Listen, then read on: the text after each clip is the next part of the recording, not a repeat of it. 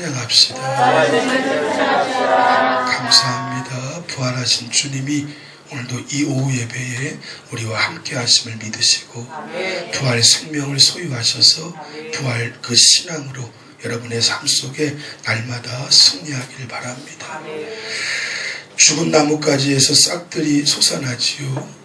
작은 씨앗 아무것도 보이지 않지만 나무를 만들어냅니다. 죽은 고치에서 나비가 나와서 하늘 천국을 향해 날아오르지요. 오전에 받으셨던 탁구공만한 이 계란 달걀에 그 안에 닭이 들어있어요. 우리 그 부활주일 이 달걀은 아주 고급집니다. 그렇죠? 잘 구운 계란, 우리 자동차에서 비싼 걸 가져오는 것이 가장 좋은 거 띄워놓고 가져오시. 우리 방건사님이 수고해 주시는데 박수 한번 해주시면 매년마다 제일 좋은 거 딱 구별해가지고 우리 교회 가져오고 있습니다. 여러분, 이제 나뭇잎을 갉아먹는 이 애벌레들의 어떤 꿈이라고 할까요? 목표는 뭘까요? 아름다운 나비가 되어서 창공을 향해 날아오르는 것이, 그것이 지음받은 이 애벌레의 목표임과 동시에 그리고 그렇게 피조된 어떤 존재인 것이지. 오늘 성도의 삶의 자리도 마찬가지. 여러분과 저는 이 땅에 태어나서 하나님의 자녀가 된 이후에 이제 더 나은 부활에 참여하는 자가 될 것임을 믿으셔야 돼요. 오늘 부활주일에 여러분의 삶의 목표를 새롭게 할 수 있기를 바랍니다. 성도는 두 번의 변화를 가집니다. 첫 번째, 예수를 믿고 중생 거듭남을 체험할 때 성도는 완전히 달라져요. 이 거듭남의 개념이 뭡니까? 중생이 뭐예요? 다시 태어났다는 것이. 예전에 나, 자아, 오늘 기도하셨지만 내 속에 있는 모든 것들이 죽고 다른 존재로 바뀐 것이. 이제 옛 나의 모습을 주장해서는 안 돼요. 옛 내가 살아있어도 안 돼요. 거듭남을 체험할 때 인생은 한 번 변화되고요. 또 한 가지는 이제 주님이 재림하실 때 우리도 부활하여서 하나님 주님의 생명에 우리가 참여하게 됩니다. 아멘. 이제 성도는 우리의 삶의 자리에서 더 나은 부활을 체험하기 위해 몸부림치며 힘차게 달려가야 되는데, 따라해보죠. 성도의 마지막 목표는 주님과 같아지는 것이다. 여러분, 예수 믿고 1년이 지나고 10년이 지나고 50년이 지났어요. 얼마큼 내가 주님을 닮아가고 있을까요? 옆사람 한번 보세요. 모습 말고 그에게서 나오는 향기 좀 보려면 보세요. 보고 옆에 보고 주님을 정말 이 사람이 닮아가고 있는가? 성도의 목표는 하나밖에 없어. 내 모든 것이 주님을 점점 더 닮아가는 것이. 아멘. 말씀을 읽겠습니다. 사랑하는 자들아, 우리가 지금은 하나님의 자녀라. 장래에 어떻게 될지는 아직 나타나지 아니하였으나 그가 나타나시면 우리가 그와 같은 줄을 아는 것은 그의 참모습 그대로 볼 것이기 때문이니. 우리가 뭐예요? 그와 같을 줄을 아는 것은 저와 여러분이 결국 주님을 닮아간다는 것이. 이제 주님을 닮아가되 끝까지 그의 완전한 모습을 닮아가기 위해 몸부림을 쳐야 돼. 여러분, 요한일서의 사도 요한은 고백하지요. 주를 향하여 이 소망을 가진 자마다 그의 깨끗하심과 같이 자기를 깨끗하게 하느니라.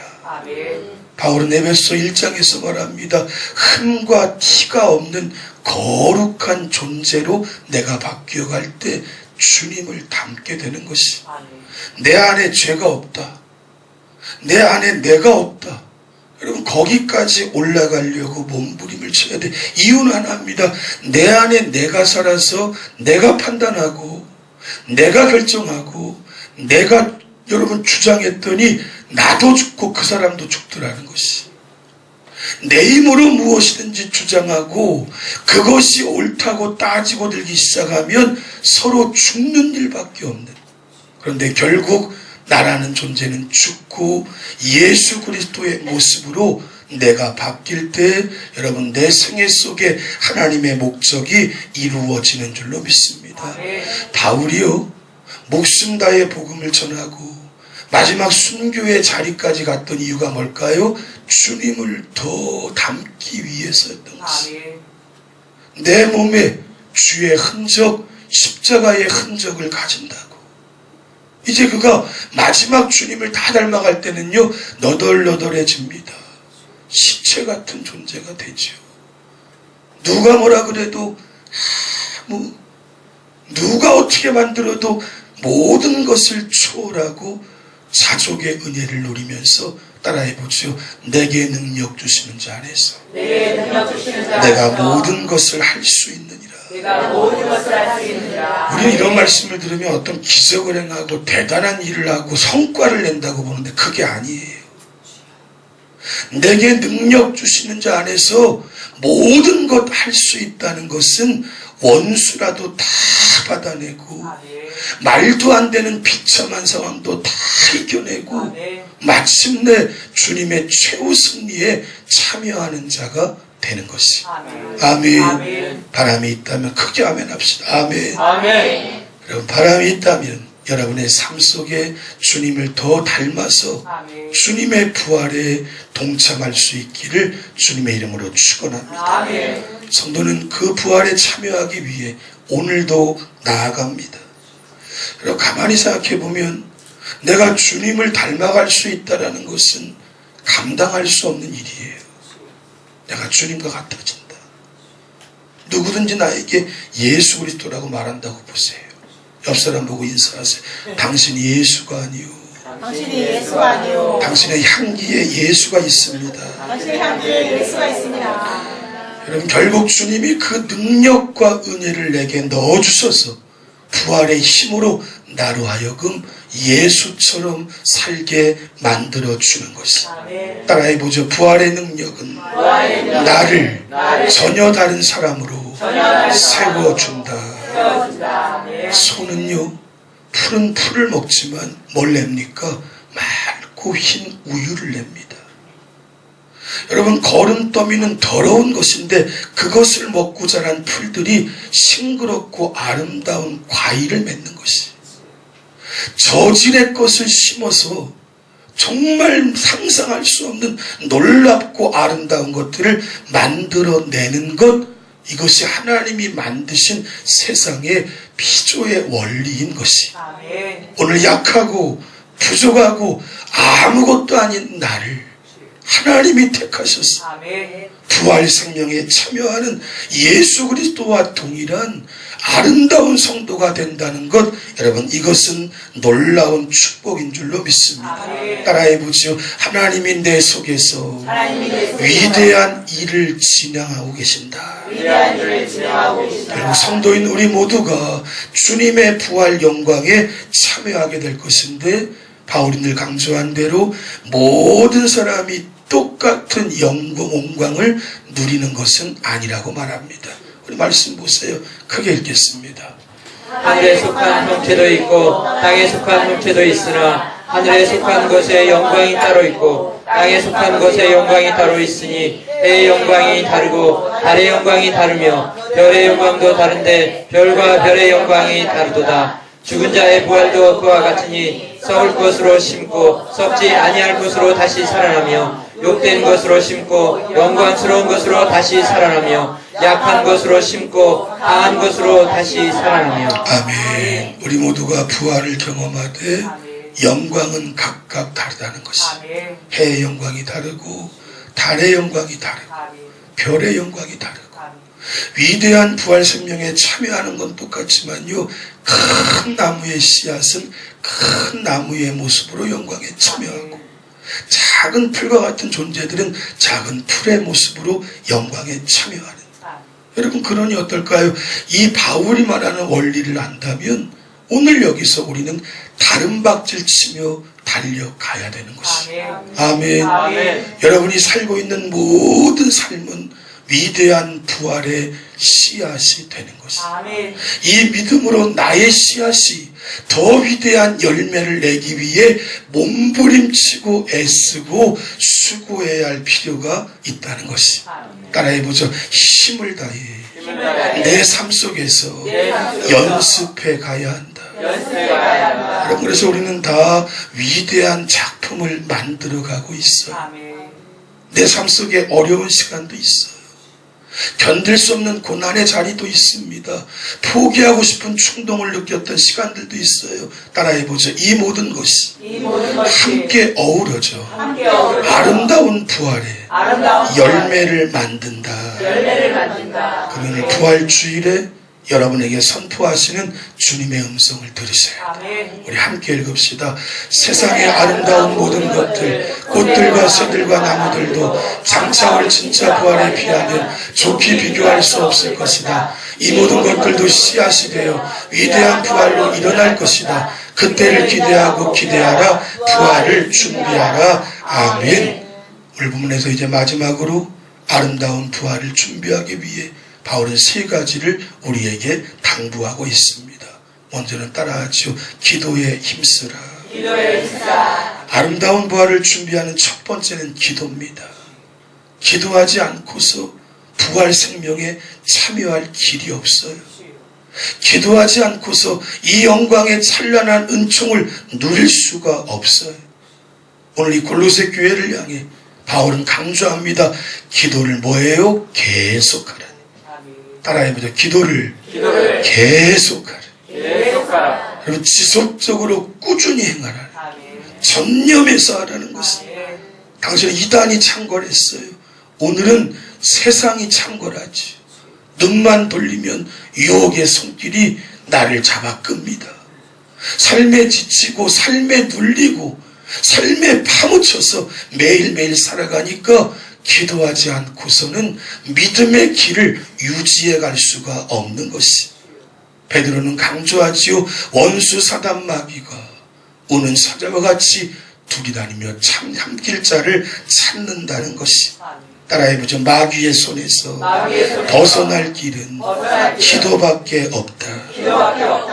바울은 이 권면 그대로 평생 기도했어요. 힘들 때 기도했어요. 고통스러울 때 기도했어요. 사명 감당하기 위해 기도했어요. 그는 기도하며 제가 예전에 강조한 대로 주의 창고를 날마다 열었어요. 여러분, 나를 향해서 하나님의 창고가 열려 있다면 나는 복된 인생길 걷는 것이. 창고를 여는 자에게 하나님은 은혜와 믿음과 지혜, 분별력을 허락해 주십니다. 여러분, 주님은 나와 영원토록 함께 하심을 믿으세요. 왜 슬플까요? 왜 답답할까요? 왜 힘들고 어려울까요? 주의 창고의 문을 열지 않기 때문에.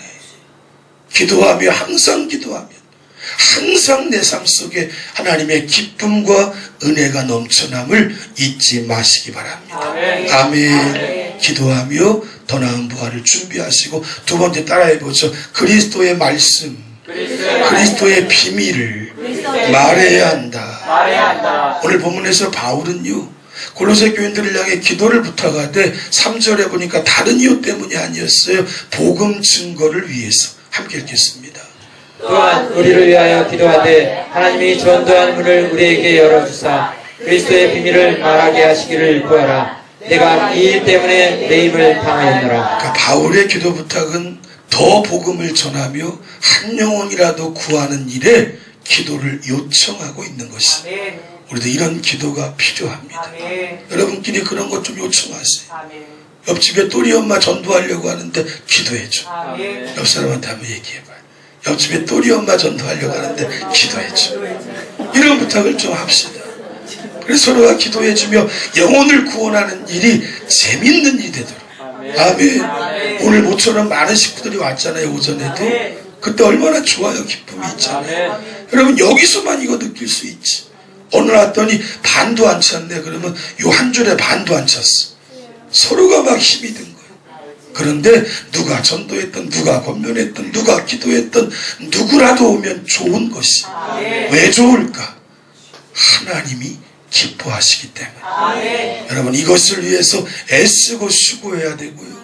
왜 오늘 바울이요 이 복음 증거에 대해서 복음을 그리스도의 비밀이라고 했을까요? 이유는 뭘까요? 따라해보죠. 복음만이 인간의 존재를 바꿀 수 있기 때문이다. 여러분, 세상에 그 어떤 것도 바꿀 수 있는 힘과 학설, 주장과 이론은 없어요. 아멘. 복음만 사람을 바꿉니다. 아멘.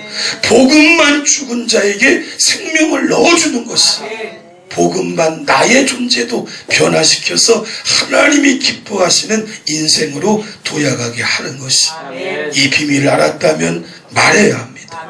전해야 합니다. 나누어 줘야 합니다. 반드시 전도해야 돼요. 합시다, 그죠?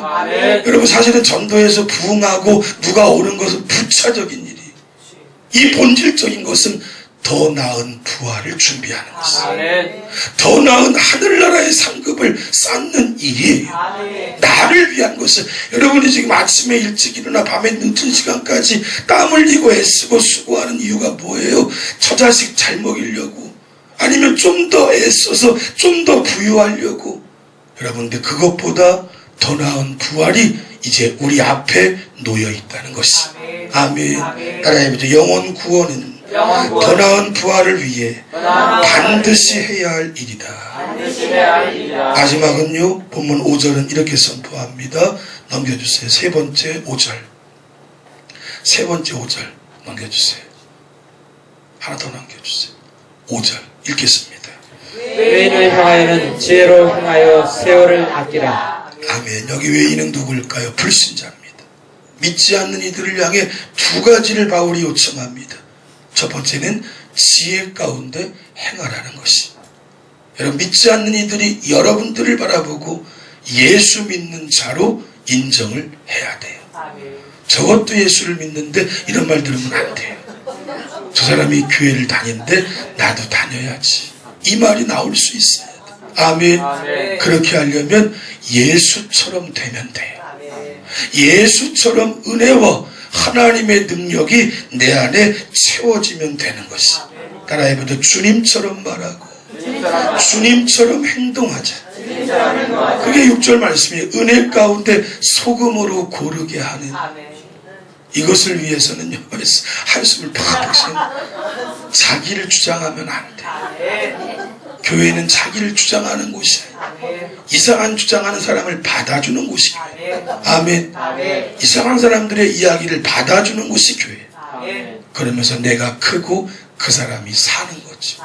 이 은혜가 저와 여러분에게 있기를 바랍니다. 따라해보세요. 좀 더 배려하고, 좀 더 섬겨주고, 좀 더 희생하자. 이 원리가 지혜로운 행동의 기초인 줄로 믿습니다. 두 번째 따라해보죠. 세월을 아끼라. 여러분, 헬라어로 이 뜻은 기회를 살아라는 말씀이, 모든 기회를 잘 활용하라는 것이에요. 여기 이렇게 마냥 우리가 있는 것이 아니에요. 오전에 왔다 가셨네요. 우리 권사님 네 분이 마냥 이 교회를 섬길 수 있는 것이 아니에요. 내 뜻이든 남 뜻이든 하나님의 뜻이든 내게 주어진 시간은 짧아요. 이 기회를 사서 최선을 다해서 여러분이 활용할 수 있어야 돼요. 빨간 글 읽어봅시다. 내 삶을 더 나은 부활을 연습할 수 있는 기회로 활용하라는 것입니다. 아멘. 결국 이것도 서두에 말한 것처럼 매사를 예수 그리스도의 인격으로 살아가는 삶이에요. 아멘. 여러분과 제가 주님을 닮아 주님처럼 말하고 주님처럼 생각하고 주님처럼 행동한다면 그것이 곧 모든 것의 해결인 줄로 믿습니다. 결론입니다. 오늘 부활주일 성도는 더 나은 부활을 향해 달려가고 있음을 잊지 마세요. 내 마음에 좀 불만족스러운 거 있잖아요. 바꾸세요. 가능합니다. 습관적인 죄 끊어내세요. 고질적인 병폐 끊어내세요. 적폐 사라지게 만드세요. 그리고 믿음으로 탈바꿈 하세요. 내가 지금 애벌레 상태라면 두 날개 달고 창공을 향해 나르는 나비가 될 때까지 다른 박질 치십시오. 이 일을 위해 세 가지 애를 쓰셔야 돼. 기도에 힘쓰고 복음을 전하고 지혜 있는 말과 행동으로 성도와 이웃을 더 섬기고 더 이해하고 더 사랑하며 주님의 온전한 인격을 닮아가기 위해 몸부림을 치십시오. 이 은혜가 저와 여러분에게 충만하기를 주님의 이름으로 축원합니다. 축원합니다. 찬양하겠습니다. 우리 박수치며 힘차게 부릅시다. 주님께 영광, 주님께 영광, 다시 사신 주 사랑과 세가